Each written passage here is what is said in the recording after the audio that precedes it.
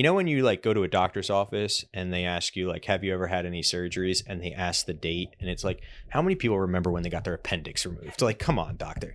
Well, when I had surgery to have a tumor removed from my right leg, every time I answer that question, I know because it was September 11th, 2001. I have a vivid memory of the doctor having a conversation with the nurses about should we proceed because of things that are happening in New York.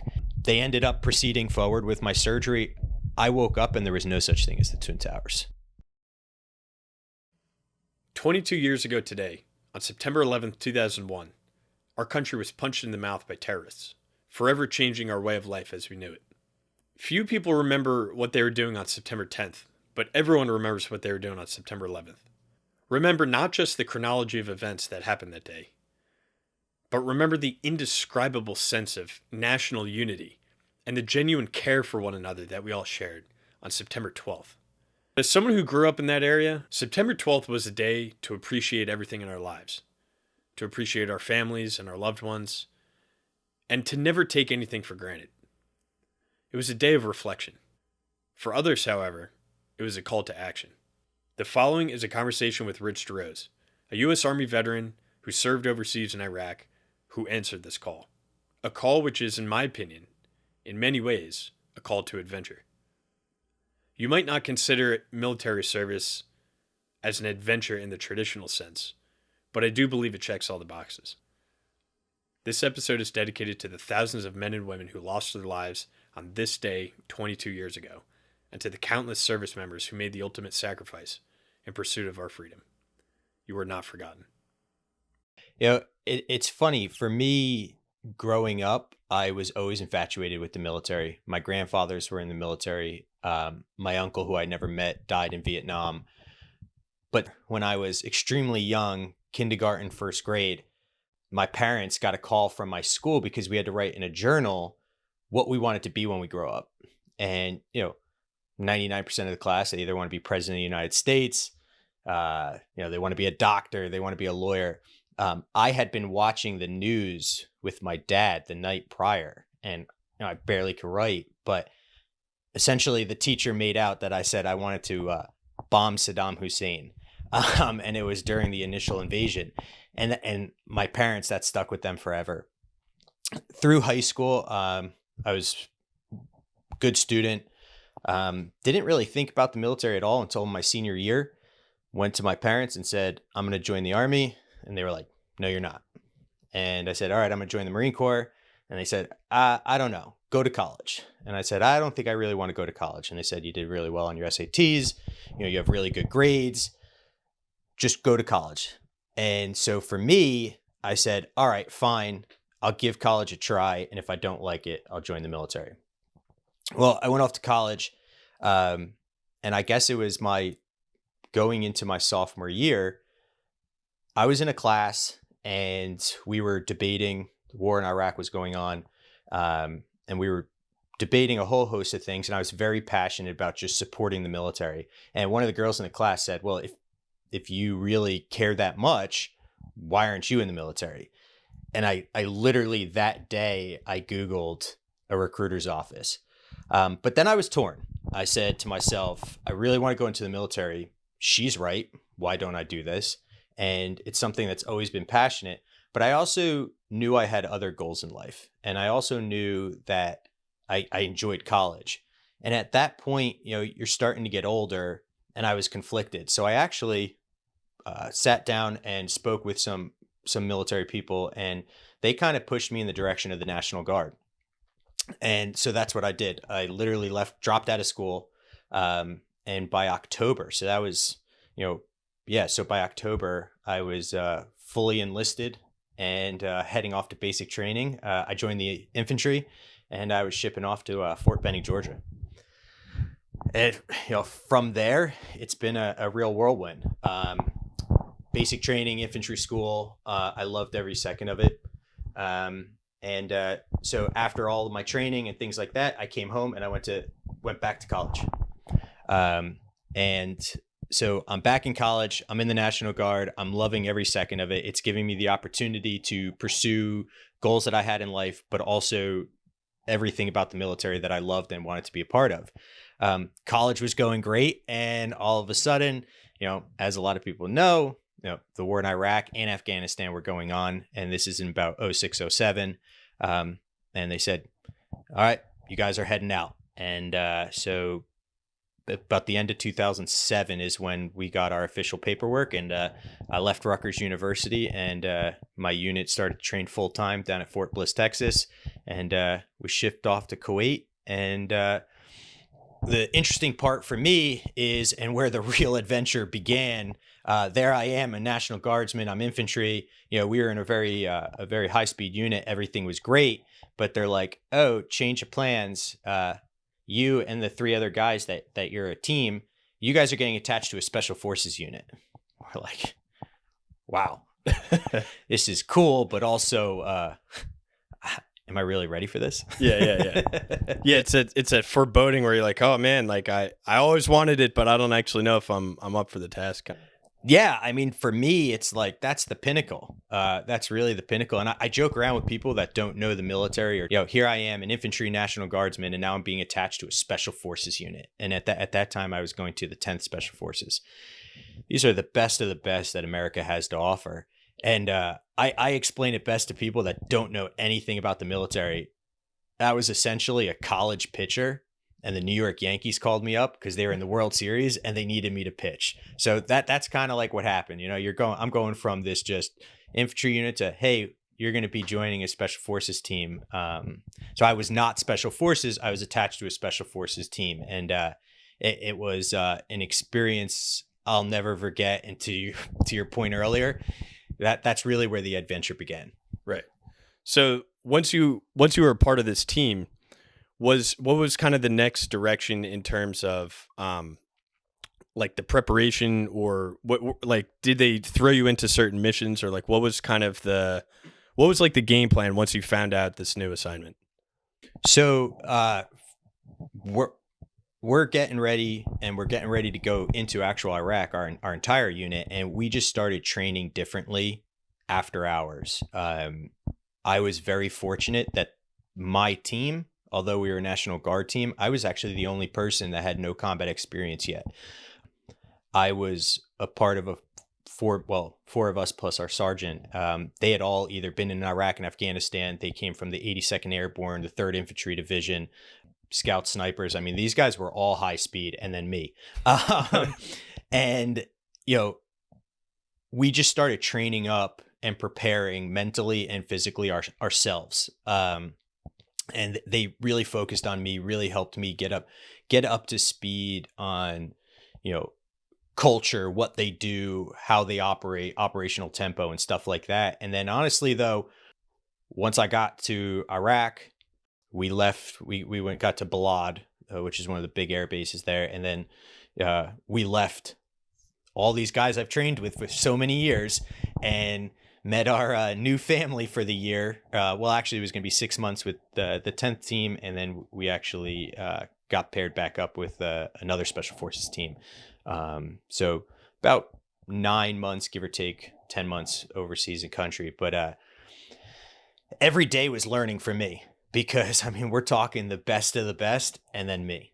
I was also the youngest. So I'm the youngest, the lowest ranking, the least amount of experience, and thrown into a whole new world. Oh, and by the way, it's a war zone. So that was the direction that started with me. That's crazy. And would you say, like, of all the things you learned during that training, were there any takeaways or like, was there anything you took away from a leadership standpoint that you think, being the lowest guy on the totem pole, when you're working day in, day out, training nonstop, like, was there anything that you realized that, like, some of these, because like you're saying, it's the New York Yankees, metaphorically speaking. So like, was there anything that you looked and you're like, wow, that guy really knows how to lead a team or how to command, and like, that's something that I think could really help me in all facets of my life, not just this one particular mission, but the way that he, exudes confidence, or the way that he presents himself and takes hold of his battalion or whatever it was. Like, were there differentiating factors between the different people that were on in this unit that you thought you learned from? Absolutely, because honestly, it's interesting that you asked me that, because it's two things. First and foremost, the ones that didn't try were the strongest leaders. They weren't trying to lead, they just were leaders. And I firmly believe that leadership, after seeing what I experienced, I firmly believe that leadership is really 70% natural and 30% you fine tune. And there were other folks that were leaders, but maybe they were not the most natural born leaders. And those guys seemed to have to try harder. And the guys that tried harder seemed to not have as much true leadership skills as the guys that were very natural with it. So that stuck out to me immediately. And then also one of the biggest things for me is going into this special forces team and being the lowest ranking guy, but I also had ideas. I also, just because I was the lowest ranking guy, I had life experiences, I had ideas and things. And the real leaders wanted to hear from everybody, and they really cared to listen to what you had to say. And that's something I got out of the special forces leadership guys compared to more conventional military, where it's super strict rank structure, things like that. The really strong special forces leaders, they really wanted to hear from everybody, and they genuinely cared about what you brought to the table. Sure. And it's something that I think when we're working together in the civilian world, that it's a common trait as well, where it's like, if you want to be a good manager, you want to be a good person in that kind of role, you lead yourself by leading your team. You don't lead yourself Absolutely. by leading yourself, right? 100%. Yeah. So let's go back to Iraq. So we're there. You're training. You're doing all this hard work with everyone, with these exceptional individuals. Did the expectations match the reality from when you were growing up, and you always had this desire to go, and you wanted to prove that girl wrong in your class, and you're finally there, and you're working with this elite team? Was there a moment where you're like, wow, like maybe I'm in too far? Or was there some kind of realization or some kind of coming to being when you were actually there that compares with what you expected going in? So yes and no. Yes, looking back on it, no, while I was there. And the reason why I say that is I do vividly remember a situation where I thought maybe I am in over my head. And I had a great conversation, because I actually went to him, because one of the things I've always prided myself on is not being a know-it-all and asking questions. I come from a mother that was a devoted teacher, and she always said, ask questions and you'll learn faster. And I went to him, and his answer was kind of what you'd expect from this big burly dude that's been in combat a million times. And he just said, "We don't have time for this. All that matters is the guys around you. And if you start doubting yourself now, you're putting other people at risk. You're here for the task, get the task done." And honestly, I turned it off. And so looking back on it now, there were plenty of times where I was like, oh man, what am I doing here? I think to your question too about growing up and being in the military, one of the things that sticks out to me, and I think this is like the real nerd in me, I did have this one realization that still sticks with me today. Is here I am, I'm overseas, I'm in a war zone, we're in Iraq. I operated, outside of Baghdad for the most part, but we traveled around a bunch.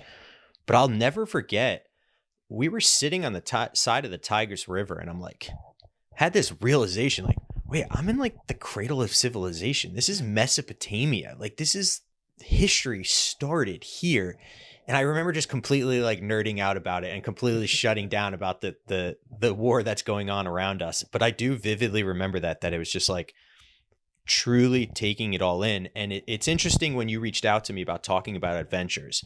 And I know you've had some rock stars on the show. I remember thinking, yeah, but like, how many people have actually like been to Mesopotamia? I mean, you're not vacationing there, but so that's an adventure to really think about. And I do reflect on, military experience and wars bring good and bad memories to you. And I'm sure we'll talk more about mental health, but you know, that's one of like the memories I just have so vivid in my brain of a good time, was just thinking like, wow, I know this is really nerdy, but like I'm in Mesopotamia right now. Yeah. Yeah. So I do vividly remember that. Despite being in the war zone, did you notice at those sites, or like at some of these places that were tens of thousands of years old, did they have any kind of like preservation, or was it kind of just like people just treated it like a landfill? So in my personal experience where I was, I lived on a combat outpost. So we did not live on an actual base, which was a very different experience for military people.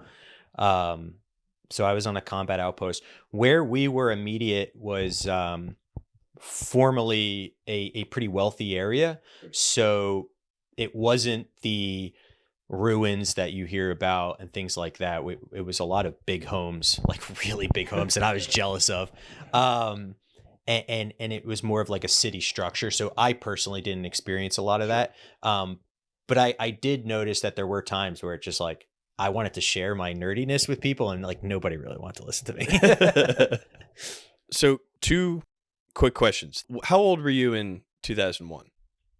So are you going towards September 11th? Yeah. Like did that have, I'm assuming that it impacted all of us. So I'm assuming that had a part. So I don't share it too often, but it had an absolute profound impact on my life and also why I wanted to be in the military. Everybody knows or says they know where they were on September 11th. It is burned in my memory completely. And I always joke around by starting off, you know, when you like go to a doctor's office and they ask you like, have you ever had any surgeries? And they ask the date and it's like, how many people remember when they got their appendix removed? Like, come on, doctor. Well, when I had surgery to have a tumor removed from my right leg, every time I answer that question, I know because it was September 11th, 2001. And the only reason why my dad, he was a commodities broker. The only reason why he wasn't down there in Manhattan in one of the buildings was because he was at my surgery.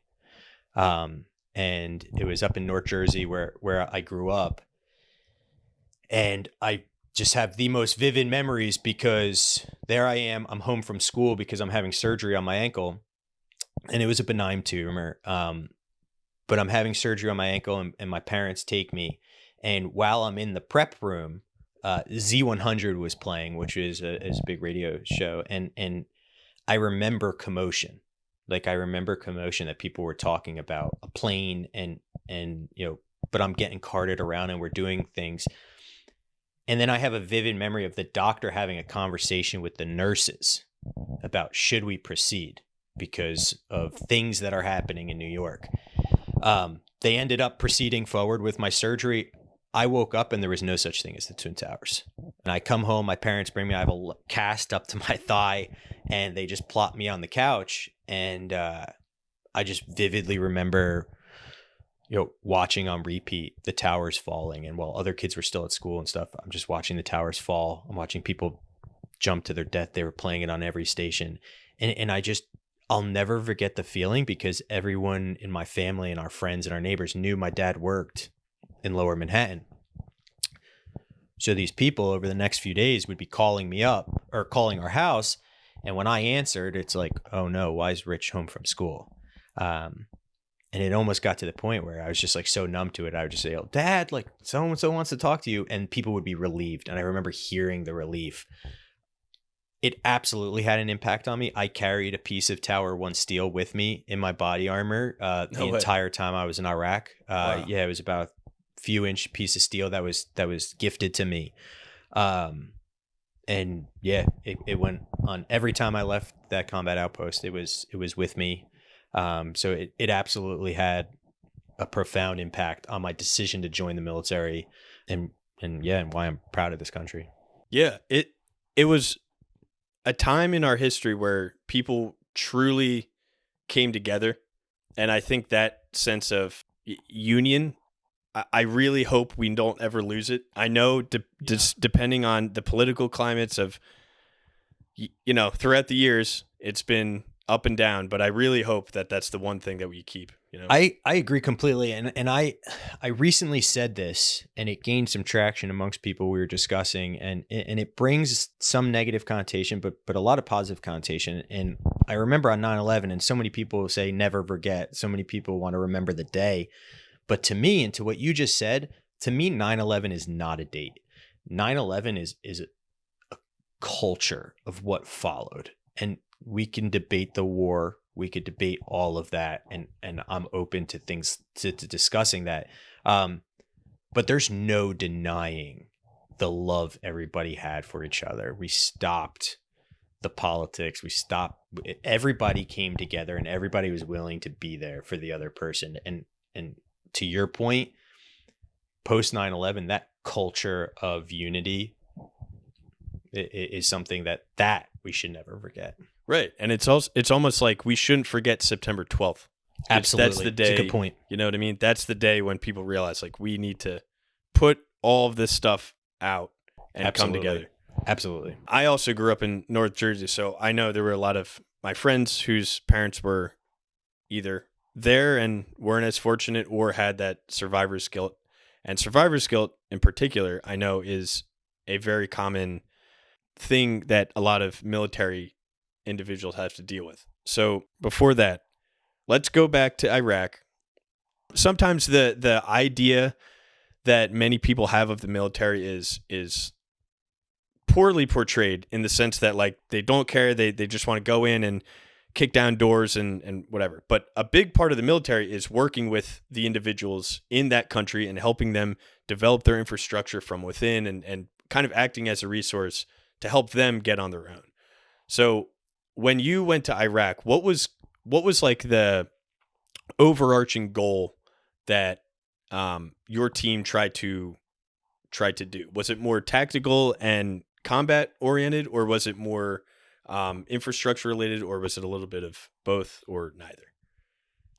So I kind of laugh when you say your team, because let me tell you, I was reminded often I was this on the totem pole. But no, as a whole, we were not very, I mean, listen, they're the special forces and people know about special forces and stuff like that. And that's what I was a part of. We were a part of that group.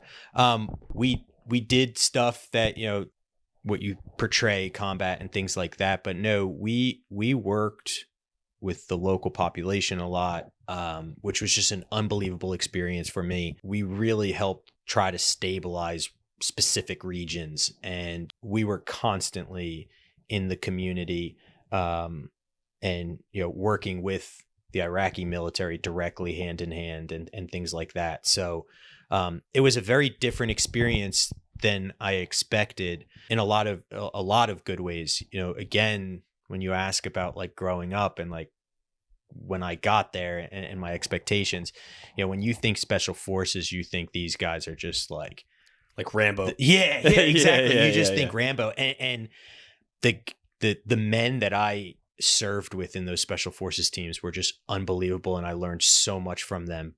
But what I also learned from them was there's a lot more than just combat that goes into a war. Sure.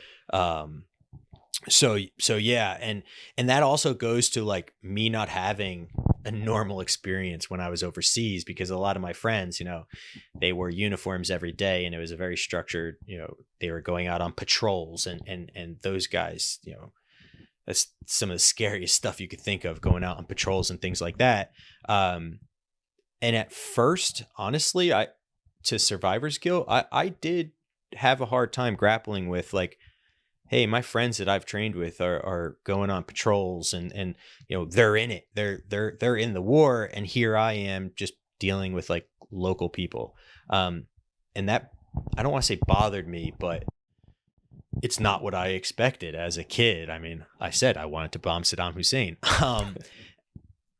And it wasn't what I expected as special forces, getting attached to this prestigious team because, you know, it's the movies. But looking back on it now, my experiences and what I did and seeing how, all the dots connect. There are so many roles in war that people just either don't know about for certain reasons or just don't care about because they're not made for Hollywood. Right. So yeah, so my role was very different in that sense. And yes, we went on patrols. Yes, we did other stuff like that. My job, I joke around. Originally, I was a driver, and we didn't use well, we had Humvees like you see in the movies and stuff like that, but we also had regular kind of cars. And this is a true story. We were in these SUVs, and they were like, "Hey, Rich, you're driving." And I'm like, "Okay, cool." And I turned to my one buddy. I'm like, "Hey, it's been a long time since I've driven stick." And I looked in the SUV. There's no SUVs in America that are stick shift. Who would have assumed that? And he's like, "Well, can you drive stick?" And I'm like, "Yeah, I can drive stick." He's like, "When's the last time you drove stick?" I was like, "I don't know, maybe like 7 years ago, 6 years ago." And he's like, "Well, did you drive it a lot?" I'm like, "No, my buddy taught me on his Mustang, but like that's about it."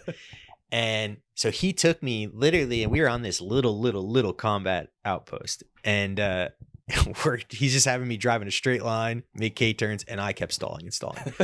Finally get the hang of it. We go out. It was not a combat operation, but anything's a combat operation when you're driving the streets of Baghdad and Iraq and the surrounding cities.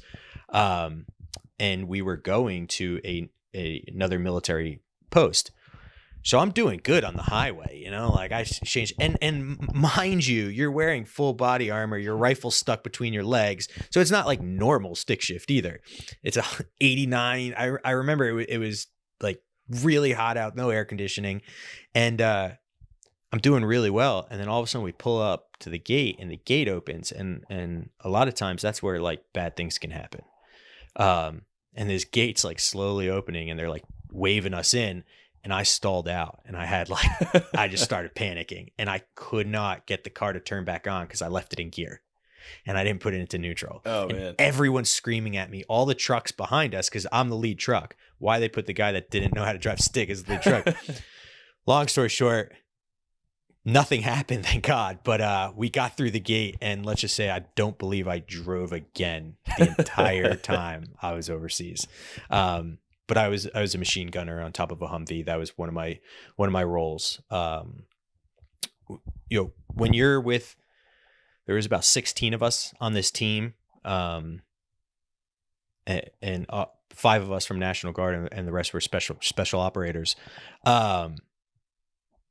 Everyone wears a lot of hats, and that's another experience that was invaluable to me and completely different to what I expected Special Forces was like, or just war in general. Because we're on a combat outpost. So guess what? You join the infantry, but you're also a cook now too, because somebody's got to make dinner. So that definitely was very different for me. Sure. So with that being said, the one thing we got to realize is you're here right now.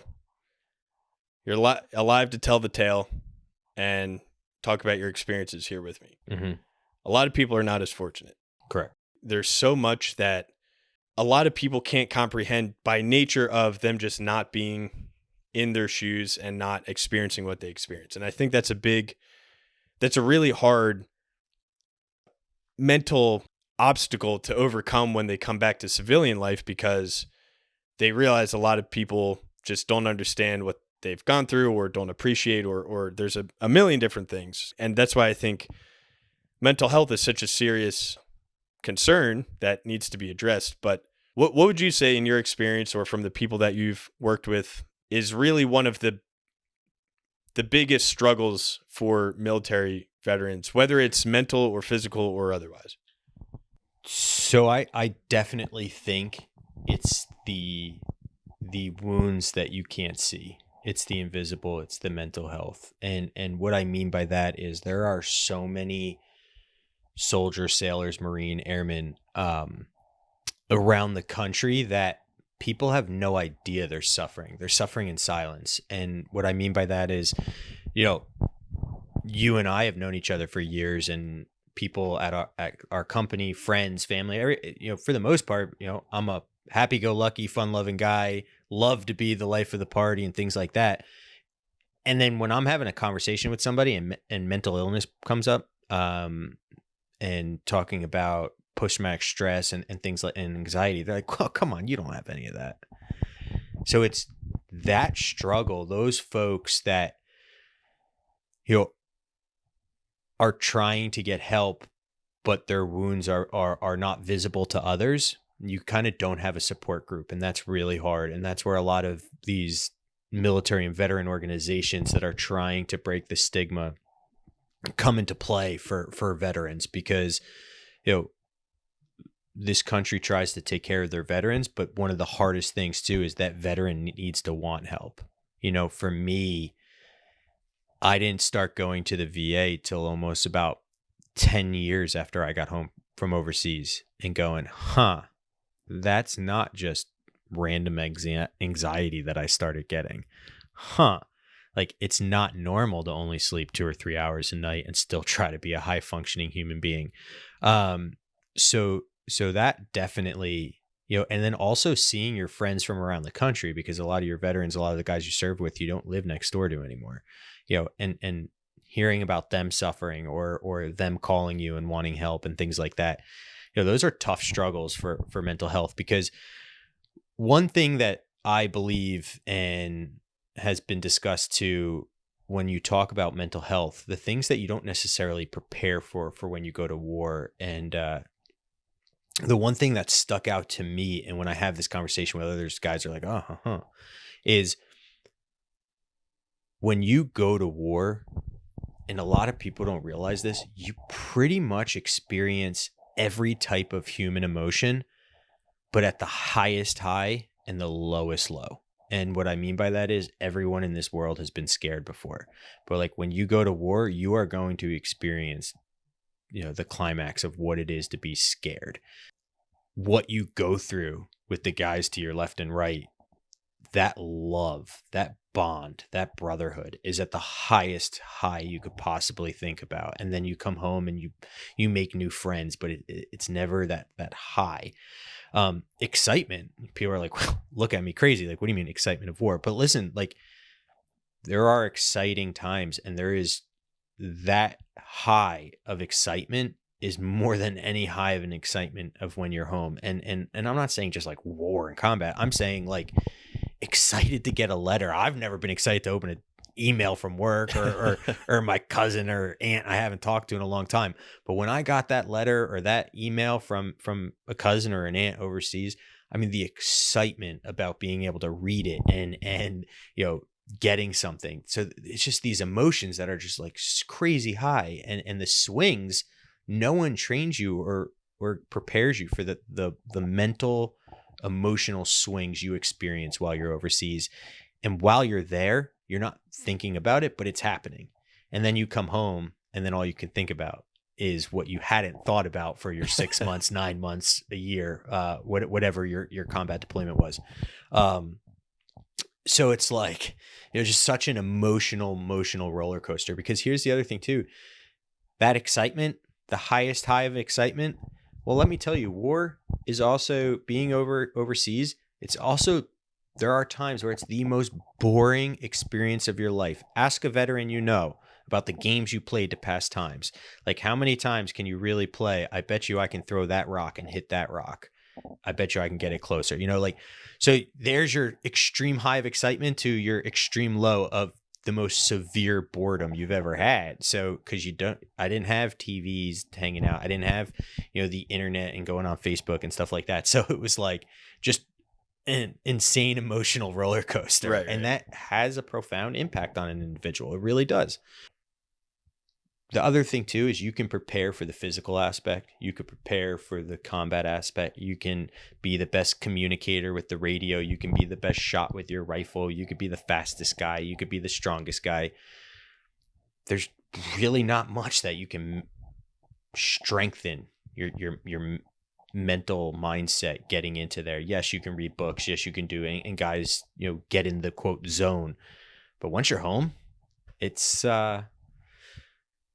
everyone, I think, ends up having that profound realization of maybe this isn't normal what I'm feeling. Right. Yeah. And when you're when you're saying like it's hard to prepare, or there's not much you can do to prepare mentally, I think that's why it's that much more important to make sure you have a good brotherhood and you have people that you can kind of open up to afterward, because like everyone's going to go in the same meat grinder. It's just a matter of like how are you going to the variance here is on what you experience mentally, right? We're all experiencing more or yeah. less the same physical demands. So how everyone's going to have a different experience mentally. So being able to kind of connect on that, I think. So to that point, it's interesting you say that, and I don't know the science behind any of what I'm about to say, but I know individuals that went through the exact same traumatic experience overseas, and both have received help, mental health from the VA, but one lives an awesome life and the other has struggled with addiction, has struggled with so many other issues that plague our veterans. The difference, in my opinion, of knowing these guys, one guy came home to a supportive family. He came home to a job that was waiting for him. And the other guy came home to a divorce, a loss of his job, things like that. And I think that, that just compounds everything that you're mentally struggling with, because that's what it is. It's a mental struggle, trying to figure out and understand what you experienced, processing what you experienced. And at the end of the day, no matter what your experience was overseas too, because I also hate that mentality of like, unless you've been in combat and you were blown up, like, shut up. Yeah. Well, there's men and women that were on big bases that never experienced combat, but think about the anxieties they went through of living in a war zone still, and leaving their family. I don't care what anybody says, leaving your family and everything, and all the comforts of modern life to go do your specific job. And every job overseas is extremely important. Those people come home and struggle too. And it's recognizing how you changed as a human being, because everybody changes after they go overseas. Right. And it's, now I don't know how this works with the VA, but are the counselors that they give you, or like the people that you are allowed to talk with, are they people who have been in the military by nature of it being the VA, or are they people who are hired from, say, just not in the military?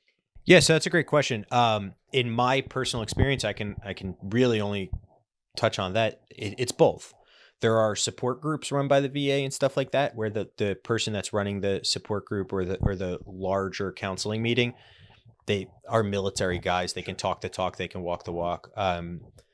My mental health counselor, she is contracted by the VA, and she was never in the military, doesn't have anybody in the military. And but she's a rock star. Julie is her name. I won't give last names, but she's an absolute rock star and has helped me just an instrumental amount of time. It's just unbelievable how much she's helped me. But yeah, she has no experience. But the one thing she can do is, because she helps so many military people, she can talk the talk. Right. Just because she didn't walk the walk, she can absolutely talk the talk. And I feel like because she deals with or has so many of these kinds of clients, like she can put herself in their shoes to understand.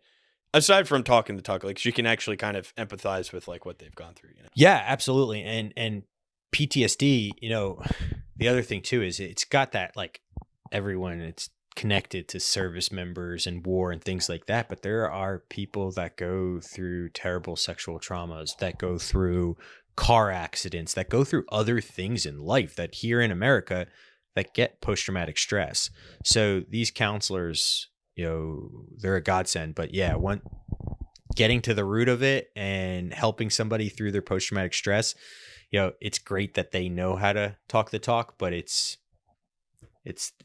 counseling. So right. They're able to handle it. Yeah. Sure.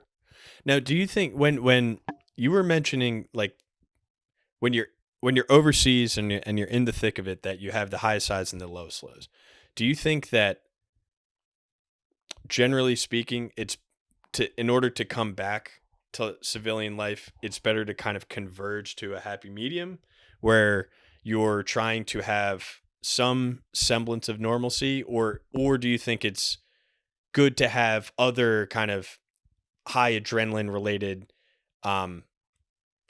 like outlets for people, because I know it can go both ways and I know it's very individual oriented, but in your experience, do you think it's more of like just trying to maintain a normal lifestyle, or is it like I just need something else it's not going to be as exciting or as, into the thick of it, but it's something that at least I can kind of go 110% balls to the wall trying to achieve, or both, I guess. Yeah. Oh man, that's a great question, actually. For me, when I transitioned from the military, so I got home from Iraq, and my National Guard unit got discharged back into civilian life. And for me, it was in the summer, and I couldn't decide if I wanted to go back to college or not. And I didn't do much except want to chase some highs. And fortunately for me, that's not drug related. Other guys, it was, but and I was very careless. And there did come a point in time where I was like, I do need normalcy. And so I sat down with my mom and we were talking about it. I'm like, all right, I'm going back to college and I'm going to finish my degree. I'm going to stay on track like I wanted to. But I think the transition really depends on the individual. But in my opinion, getting to normalcy first is very, very important. Sure. Very important. And then you can, start to do those other things, because I think that sense of adventure and I think that sense of adrenaline never leaves you as a veteran. And I've seen that happen in my life since coming home. But it was very important for me to get back to baseline normalcy, right? Because normalcy overseas, no matter where you are, is just not normal. Yeah, right. And I think everyone kind of needs that transition period, like you're saying, like to just kind of relax and unwind and like and process everything. And then you said it best, like that never leaves you. That sense of adventure, that adventurous spirit is always going to be, the warrior spirit's always going to be within you. So like it's having that next mission or having that next, outlet, it'll always be there. It's just get all your ducks in a row first before you kind of get there. Oh, absolutely. So absolutely. You have done one of your post-transition accomplishments has been a half Ironman. So tell us about that. Yeah. So, again, I really let myself go after the military, and I had gained a lot of weight and didn't do much physical activity at all. And then one day I said to my wife, I was like, I need to do something. I need a sense of purpose. I was working full time and work's great, but that I needed a sense of purpose. I needed something. So I said, I'm going to do a triathlon. And my wife's like, well, do you even know how to ride a bike? And I'm like, well, yes, I can ride a bike. She's like, do you know how to swim? And I'm like, of course I know how to swim. I go to the beach every summer with my family. And she's like, no, do you know how to swim? And I'm like, I'll be fine. So I signed up for a triathlon and did like basic training that I could find on the internet. I used like a beach cruiser bike, and it was a really, really short one. It was an extremely miserable experience, but I also got hooked to it that I said, I need to accomplish something, and this is what I want to do. So I actually hired a swim coach. Nice. I hired a triathlon coach, gentleman by the name of Nick Farr. He runs P3 Fitness, and he trains Ironman athletes all over the country. And because again, I was like, if I'm in it, I'm in it. Just like when you train in the military, just think, I'm in it. I'm going to accomplish this. So in about 6 months, I went from, I couldn't swim across a 25-meter pool because again, the doggy paddle doesn't cut it. I couldn't really ride a bike. I actually went to buy a bike, and this is so embarrassing to say, and I'm sure my friends are going to kick out of it when they hear this, but like, I actually was too heavy to buy a carbon fiber bike. I really was. And the guy pull me aside at the bike shop, and I'll never forget it. And he said, listen, guy, like, you're going to crack this frame. And I'm like, yeah, but I need a really fast bike to make up for how slow I am. And I ended up buying a metal framed cyclocross bike. Nice. And he was like, train with this. And I started working hard and hard and hard. And again, I went from only being able about 2 miles. I couldn't run a quarter mile without like hacking up a lung. And over 6 months, I lost about 40 pounds, give or take. And I completed the Atlantic City, New Jersey Ironman 70.3. And, and in between in that training, again, I went from not being able to swim across a lap pool to I've done 5 mile open ocean swims. I would wake up, it becomes a part-time job when you're training and trying to make up that much time. And even when you and I work together, like my days started at 3 a.m. because I was like, oh, well, I got to get, 65 miles in before work. Yeah. And I trained twice a day, every day for about 6 months. And it was just an awesome experience. Yeah. And the triathlon community is amazing. I laugh like when you're a big boy and you're doing these triathlons, like, they give you your own category, the Clydesdale. It's like guys that are over 220. I always laughed. I'm like, it's a pretty tough name for like, oh, you guys are all overweight. But no, there's usually really stocky guys. But I remember having this realization when I went to my first real Olympic triathlon. And I'm showing up and I turned to my wife at check-in and I was like, I can't do this. And she's like, why? I'm like, every person's 140 pounds. They're string beans or jacked, and like I'm too scared to take my shirt off in the parking lot. And but no, it's a lot of training and a lot of hard work and dedication. But I'll be honest with you, what I loved about Ironman and what I loved about triathlons and training for them was I started to experience those real highs and those real lows though too. Sure, yeah. And it helped with my mental health. It really did, because not only did you have a sense of purpose, you started to experience these excitements again. But it really gave me direction, and it gave me something to concentrate on that just wasn't work.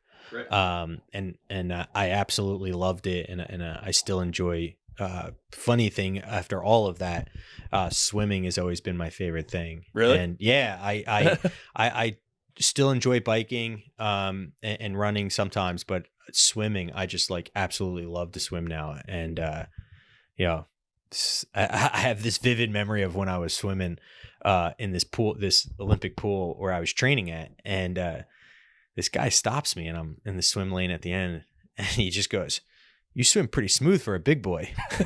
I'm like, is that a compliment? Like, I don't really know what you're talking about here, man, but thanks. Yeah. And I've always enjoyed swimming because it was one of those distance swimming, not speed swimming, but it was one of those things that once you learn the technique and you really like indulge yourself like on, you can really make up time and differences. Right. Like, so for me, running, great. I went from like every race I was able to bring down, seconds. On the bike, we're talking maybe a minute or two for me personally.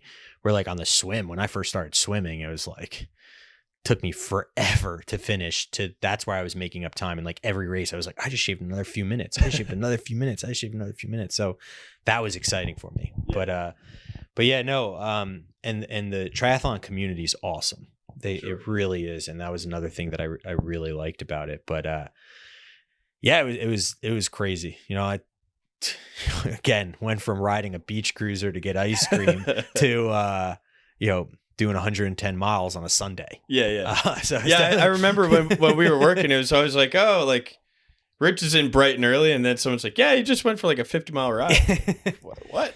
Yeah, I was showering at work. You start to lose. It really is 2 full-time jobs. So you really have to start to blend the culture in order to do things. And it, because I also had a wife that didn't appreciate that I was training that much, but so you really learn to balance your time. But yeah, no, the Ironman 70.3 was just absolutely unbelievable. I destroyed my knees trying to train for it, but absolutely unbelievable experience. And I think physical fitness is one of those things that you can start to get those highs. Yeah. From they say exercise it's one of the best ways of stress management. Like, I don't know what the chemical that gets released, but I know it definitely objectively helps with stress management, Oh, absolutely. And I got to imagine that like some of the really awesome people that you've interviewed and stuff like that, they'll be able to tell you better, but you know, that sense of adventure, that's in you. It's Yeah, in you. yeah, You don't just wake up one day and say, I want, like, that's in you forever. yeah. It really is. And I think it's important for people to have kind of that self-imposed hardship, whether it's whatever realm they wish to pursue. But I think it is an important thing to. It's really important for people to kind of go through that journey and overcome those obstacles that come with any kind of adventure. Absolutely. Absolutely. I couldn't agree more too, because it's also the nice thing about adventure too, and training and things like that, because every adventure somebody does, every experience, you lead up to it, you train for it, you start to prepare for it. The one thing I said about the training for the Ironman was, at least my failures at that throughout all the 6 months and a year when I trained for other stuff, those failures didn't actually impact my life, Right. because I wasn't getting fired from my job. I wasn't getting divorced. Like, it wasn't a serious failure, but mentally it was for me. And I was able to build from that. So you're able to experience things that truly make you a better person. But at the end of the day, to your point, it's self-imposed. Right. And that makes a big difference. And it's helpful to build as an individual, as a human being. Yeah. It's important to be comfortable taking risks, and you can only be comfortable once you've taken these, or once you've gone through these kinds of like conflicts, whether they're mental or physical. Couldn't agree more. Absolutely. So speaking of new directions, you're fast forward to today. Here we are, and you're taking a bit of a turn for city council. Mm-hmm. So what was kind of what was the spark that made you want to get involved there? And you're starting with, I guess, a manageable population and working your way up. So yeah. So I mean, listen, at my day-to-day job, I work with elected officials all over, from mayor all the way on up, council member all the way on up, and I've been in a unique position where I've sat back and seen this type of leadership in an elected official works. This type of leadership in an elected official doesn't work. And that's always kind of, I don't want to say bothered me, but I've always noticed that. Like, you can tell a very good elected official versus a very bad elected official. And listen, I have enough hobbies, and I work really hard at my day job. But I remember I told my wife, I'm thinking about running for office. And she's like, why? And I'm like, wow, I don't really like the way, certain things are happening in town. And, if we're going to start a family, and we're planting our roots, I want to see if I could make a difference. And she goes, don't do that. And I was like, okay. And then she came home. She had a bad experience dealing with our town. She came home. She's like, all right, it's time for you to run. And I was like, oh, okay. But for me, wanting to get involved, it's because I'm not the type of person that wants to sit back. And I feel like that's what so many folks do, but they don't have the wherewithal to actually be able to step into politics, or they don't have the experiences to be able to get them there. And for me, I had those. I work with elected officials all the time, and I have friends in the industry and stuff too, where I was just like, you know what?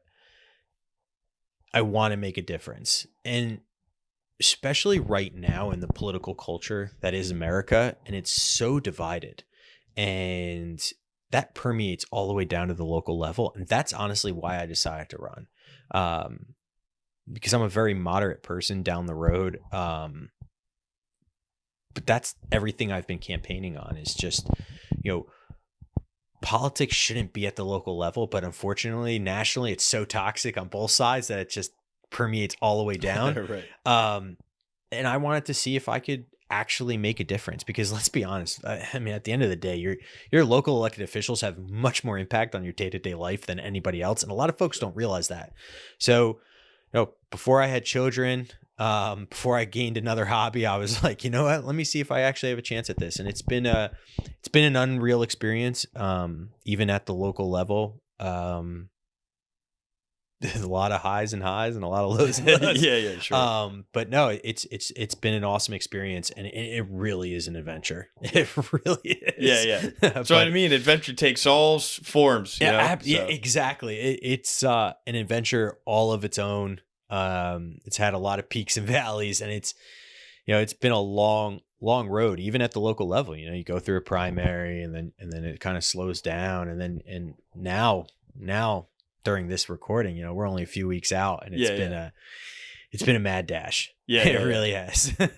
Well, I don't know whether the recording will be out in time to get you some votes, but I do wish you the best on that. No, I really appreciate that, and we'll see what happens. Yeah. So, all right. Well, Rich, this is great. Thanks so much for coming on. You have a wealth of experience to share, and I think we had a really good conversation. I'm glad we could talk about adventure in its fullest form and its most risky, most direct form in military experience and mental health and all and everything in between. So this is great. Yeah, no, absolutely. I really appreciate you inviting me, and I really liked the fact that you have this adventure theme going, but you're right. And even before we started recording, when you said it really clicked, like just only an hour ago, when you were like, adventures have so many shapes and forms. Right. And I was like, you're absolutely right. And I never even thought of that, but you're absolutely right. So I appreciate every second of it. Thank you. Of course, man. This is great. Yeah, absolutely. Thanks so much.